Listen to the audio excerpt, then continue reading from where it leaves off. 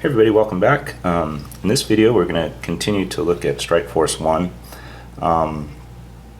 and what I wanted to cover in this video just real quickly is the advanced game rules. And there weren't many changes with the advanced game. There were basically three groups of rules, I guess you could say, that were modified or added with the advanced game. The first one being that stacking will now be allowed up to 2 friendly units in a hex. The second would be the 5 woods hexes are now going to be enterable by expending an extra movement point. And the third group of rules has to do with what they call the optional advanced game optional rules, which have to do with bringing in reinforcements at a certain point in the game and under certain conditions. And then to go with the advanced game, they've provided a new combat results table and terrain effects chart, and we'll explain why that was necessary as we look at these things in detail. So what I wanted to do is just kind of examine each of these modifications to the rules and how they affect the game, and we'll go ahead and start with the changes to the stacking rule.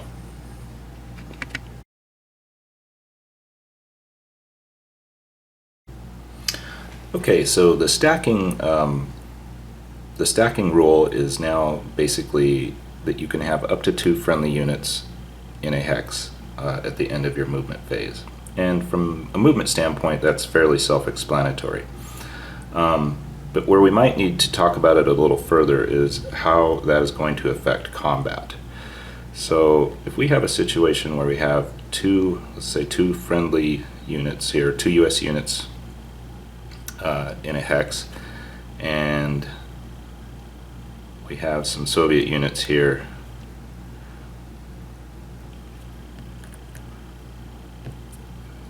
in a position to attack units X and W. The first thing that we need to clarify is that when you attack, you're going to attack all the units in a hex. You cannot separate your attack between say X and W. You have to attack both of them, and you also have to attack with all the units in a hex. Now, the Soviet player would have the option of saying, I only want to attack units X and W here with D and whatever that letter is, or C and A, or he could attack with all 4. But what he couldn't do would be to say, I'm going to attack with unit D from this hex and these 2 on, you can't split it up that way. Basically, all the units in a hex act as one unit when they're stacked, and that's both for attacking and defending. Now you can have a situation where, now that we have the stacking rule, you can have a situation like this where you have 1 unit in a position adjacent to 2 units. This unit would not be eligible to attack these 2, because you're not allowed, with the advanced rules, you're not allowed to attack at a ratio that would give you a negative combat differential. And I should have explained what a combat differential is. Now that you have, let's go back to this situation again. Now that we have stacking, we really can't just say, like we did in the basic game, we have 3 units attacking the hex, because we don't know how many units are defending the hex. So we have to come up with what they call a combat differential, and the way we do that is we take all of the combat points that are going to be used in the attack and add them up, and then subtract the number of combat points in the defending hex. And that will give you a number. Like in this case, you would have 4 attacking units, 2 defending units. So you would end up with a combat differential of +2. Now, going back to what I was saying before, if you had the situation where you had 1 unit adjacent to a hex with 2 stacked units, you wouldn't be able to attack that hex, because that would give you a combat differential of -1, and negative combat differentials are not allowed in this game. So that's basically how stacking will affect combat. And if we look over here at the combat results table, you can see now that we have this combat differential up here. and we can start at 0. So you can have a 2 to 2 or a 1 to 1. You just can't have a 1 to 2, and then it goes out to +5. And we'll look at the table in more detail in a little bit, because there's some additional results that are possible in the advanced game. But just to wrap up the stacking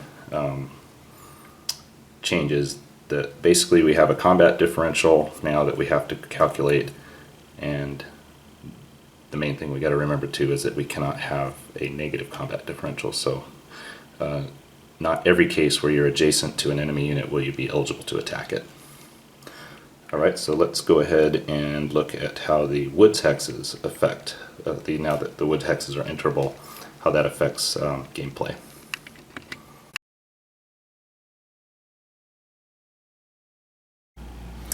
Okay, if you recall in the basic game, woods hexes were off limits, and the change in the advanced game is that they are now enterable with the cost of an extra movement point. So if we were to use this Soviet unit down here as an example, if he wanted to proceed northeast, he would be able to go through this woods hex at the cost of 1, 2, 3, and then 4 movement points. So additionally, if he were here and headed to the southeast, he would be able to say 1, 2, 3, 4 and stop his movement there, because he would have exhausted all 4 of his movement points at 2 per woods hex. So there is no movement penalty for exiting a woods hex. So in this case, he would be simply going 1, 2, 3, and then he could not enter that one because he would only have 1 movement point left. So at that point, he would have to either go here or here. So 2 points to enter a woods hex, still only 1 point to exit. How that affects the game is, in terms of strategy, is if you see the situation here where the US player, I'm sorry, let me move that back over here. If you see the situation here where the US player is trying to defend Esselben there, in the basic game he would be in a pretty good position to do so, because the Soviet unit here would not be able to enter the woods hex, and if he were to try to traverse around the woods hex, he would run into the zones of control for the defending US units. In the advanced game, though, the US players has a bit of an additional challenge, because at this point now the Soviet player would be able to simply say 1, 2, 3 and go directly across the woods hex to occupy the town of Esselben. So basically, with the woods hexes being traversable now, it makes the US players' job of defending the towns a little bit more challenging.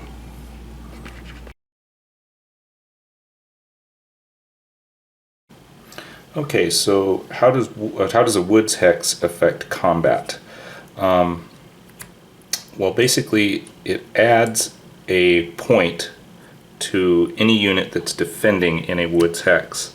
So if you had the situation here, and we had the US unit W wanting to attack the Soviet unit in the woods hex, that attack would be not allowed, because what that would end up being is a 1 to 2 attack, because the Soviet player would receive a point for his counter and also a point for the woods hex. So that would be a negative combat differential of -1. So the US player would have to have at least 2 units in place to make that attack. If there is a stack of units in a woods hex, as we have here, the bonus is still just 1 point for the whole stack. So in this case, the Soviet player would have a combat strength of 3, and then again the US player would have to have at least an attacking strength of 3 in order to make it a legal attack. And again, the bonus is only awarded a unit or a stack that is defending in a woods hex. It does not apply for an attack from a woods hex.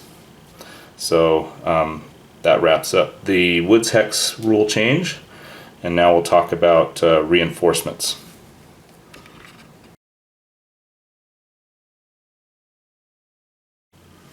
Okay, so reinforcements in this game are handled slightly differently for the Soviet side and the US side. The Soviet side has up to 2 reinforcements available starting at the beginning of his movement phase in game turn 2. And the limitation is that the pool of reinforcements for the Soviet player come from units he's lost in combat. So if he hasn't lost any units yet, he won't have any reinforcements available to use, to bring into the map. So starting with the movement phase of game turn 2, assuming he has reinforcements available, he'll bring in his reinforcements along the eastern edge of the map. It will cost 1 movement point to enter the map, and then he will have the 3 remaining movement points of that turn to position himself, however else he wants to use those 3 movement points. He can go in any direction after that.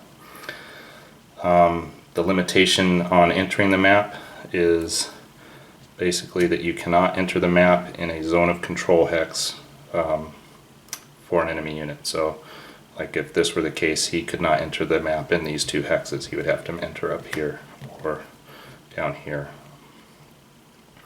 So similarly on the US side, the US doesn't have to bring in reinforcements from eliminated units. It actually is given a reinforcement marker. This is called the West German reinforcement marker, and it's got a little V on it. And that's the only reinforcement available to the US player. And similarly, he can bring that unit in starting with his movement phase of game turn 2, but there is a condition for him to bring in reinforcements. And the condition on the US player is that he can only bring in reinforcements if the Soviet player occupies 2 or more of the town hexes. So if the Soviet player does not occupy 2 or more town hexes, he cannot bring in reinforcements. So those are the actual rules for reinforcements. The only thing I would add is that as the Soviet player, you would want to bring in your reinforcements on game turn 2 or game turn 3. And the reason for that is, assuming you're bringing in reinforcements to help you with your victory objectives, which are going to be one of these 3 town hexes, you'll see that they are more than 4 hexes away from the eastern edge of the map. So if you were to bring in reinforcements on game turn 4, let's just say you bring in one here, that's 1, 2, 3, 4, you're not going to get close enough to the town hexes to do any good. So you would probably want to bring in your reinforcements on game turn 3 or 2 if they're available. And I should have mentioned that you can only bring in reinforcements once per game, per side. So once you've brought them in, that's it for the rest of the game. So those are the reinforcement rules. Now let's take a quick look at the combat results table and the changes that have been made to that for the advanced game.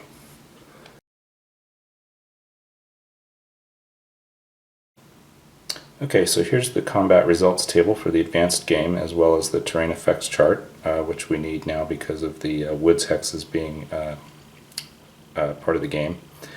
And you'll see that we have now this combat differential, which is 0 to 5, and as we talked about previously, you cannot have a negative combat differential, so 0 is the lowest differential you're allowed to initiate an attack with. And you'll see that we have some abbreviations here, and they're defined down here in this gray box. So you have defender retreat. I'll go over the ones that we had from the basic game. There's defender retreat, defender eliminated, attacker retreat, and there he is, attacker eliminated. So the 2 new ones that they bring in with the advanced game are the NE, which is no effect, and that's basically what you would think it is. There's just no action taken, no units retreat, no units are eliminated. You just go to the next battle. And then there's this EX, which stands for exchange. And the exchange result is basically each side loses one unit that's participating in the attack. And if there is a remaining unit on the defending side, that unit retreats. If there is a remaining unit on the attacker's side, that unit may advance after combat. So those are the changes to the combat results table. And then over here in the train effects chart, we kind of already know about the woods hexes and how they affect combat. They add +1 to the defender's combat strength, and then it just kind of throws in the enemy zone of control rules, which haven't changed since the basic game. And that's about it. So I think the next thing we'll do is we'll do a quick playthrough so you can see the advanced game mechanics in action, and we'll do that next.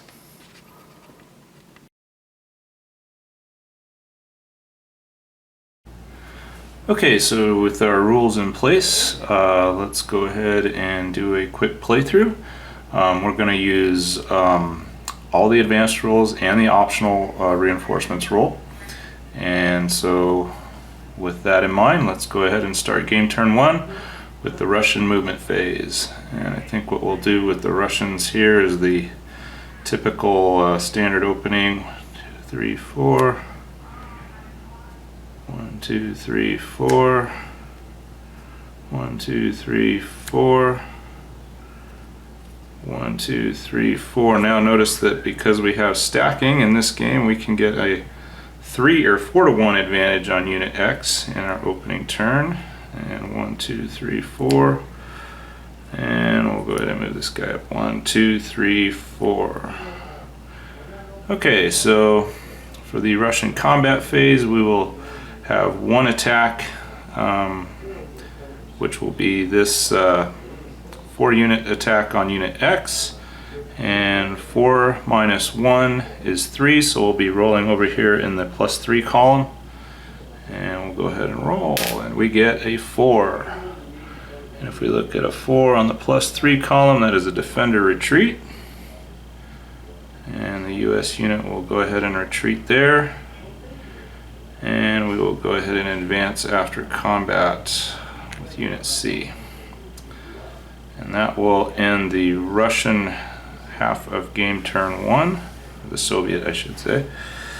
And I think the US player is going to do what he did in the other game, which is going to be just kind of set up his defensive line here and try to hold off the Russians as long as we can, or the Soviets. I keep saying Russians, it's Soviets back in 1975. Okay, so I don't know why I'm rolling the die here. Then we'll end game turn 1, and we will move the game turn marker to 2. And now, let's see, I think what the Russian, where we go with the Russian, the Soviet player will do is 1, 2,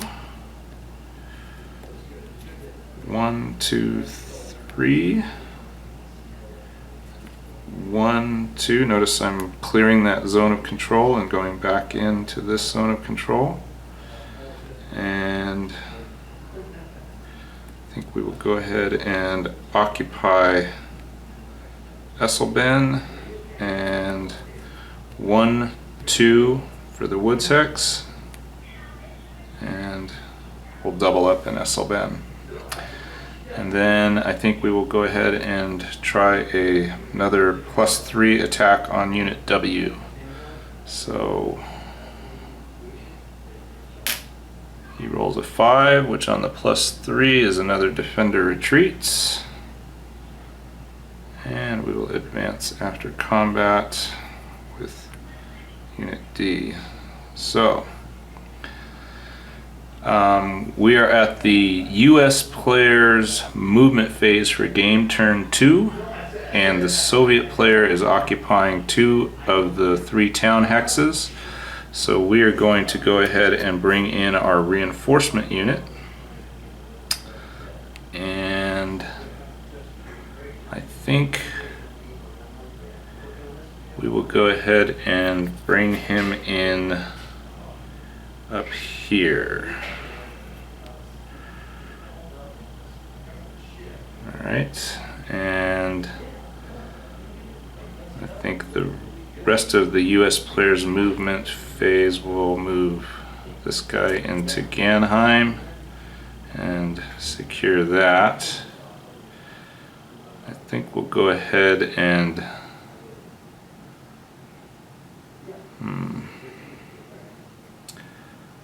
1, 2, 3, 4.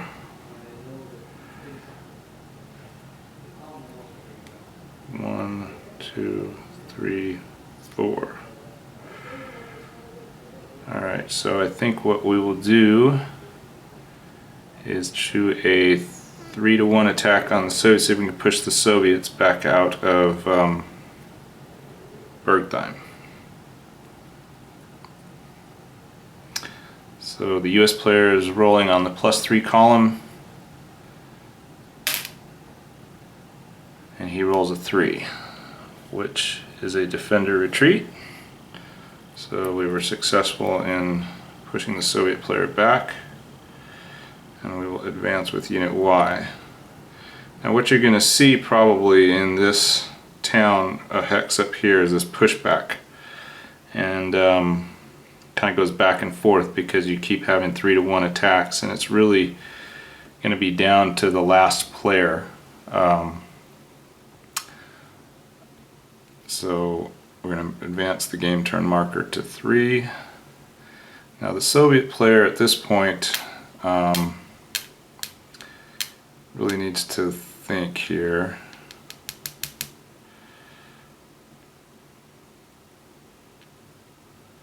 I'm going to go ahead and pause it here just so I can think for a little bit. Okay, so here's the problem for the Soviet player in Bergheim, is that this will keep going back and forth, and in other games I've played, basically you just end up exchanging defender retreats over this town hex, and since you can only advance 1 unit after combat, you end up with just 1 unit in the hex, and it's very hard to double up there. So I think what the Soviet player is going to do is he's going to go ahead and take advantage of the fact that there's only 1 unit down here in Ganheim, and he's going to say 1, 2, 3, 1, 2, 3, and then move 1, 2, 3, and cover his base there at Esselben, and he's going to have 2 attacks. He's going to do his 3-to-1 attack here to push the US unit out of Bergheim, and he's going to do a 2-to-1 attack on Ganheim. So we'll start with this one up here. Alright, we're rolling on the +2 column, and on the +2 column, when we roll a 1, that's interesting, we get an exchange result.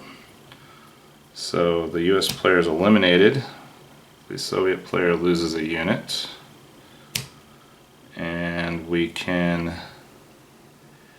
advance after combat into there, and we'll let that be that. And now we'll use the 2-to-1 on Ganheim. On the +1 column, a 4 is no effect. So that didn't go well for us. So now the US player is going to take his half of turn 3. And I think since we're still in control of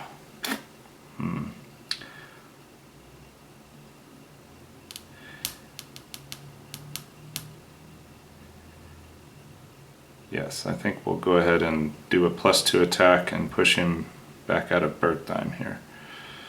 So we're not going to do any movement, we're just going to do an attack as our game turn 3. So he rolls a 5 on the +2 column, and that is a defender retreat. So we will do this.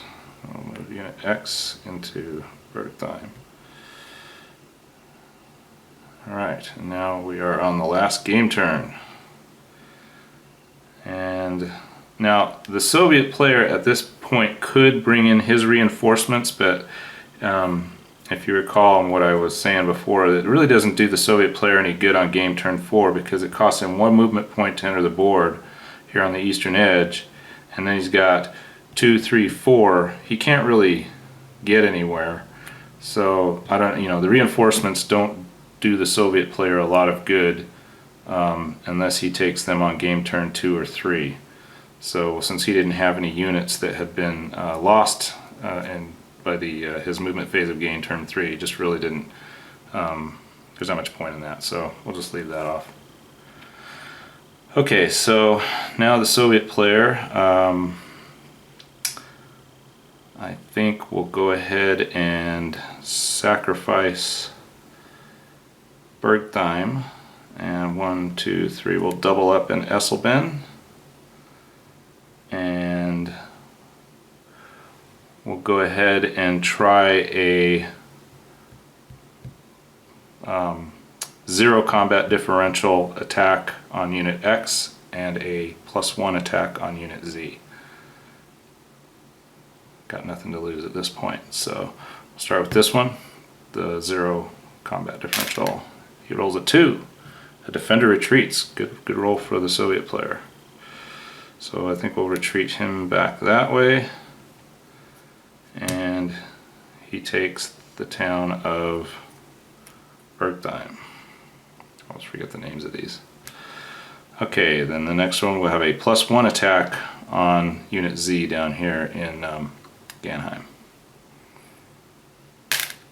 And on the +1 we get an attacker retreat. Oop, that one wasn't so good. So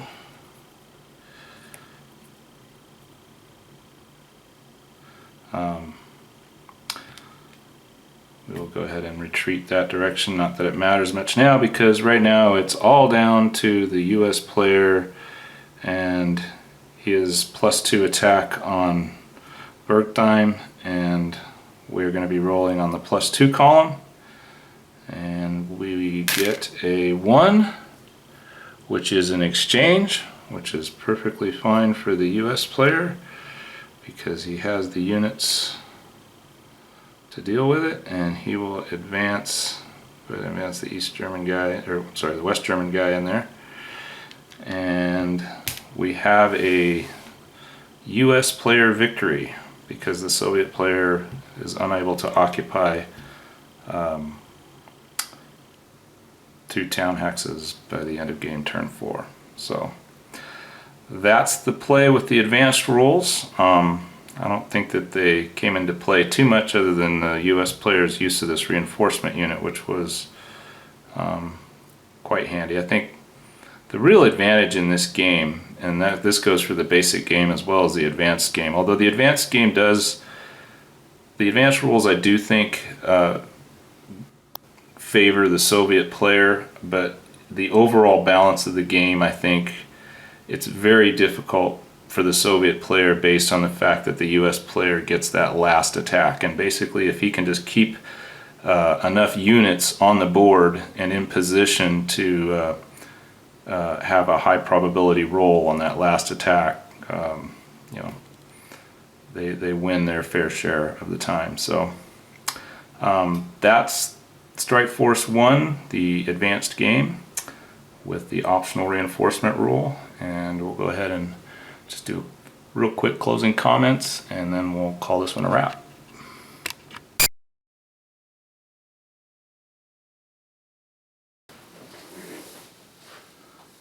Okay, so that's going to wrap up Strike Force 1, at least the 1975 edition of the game.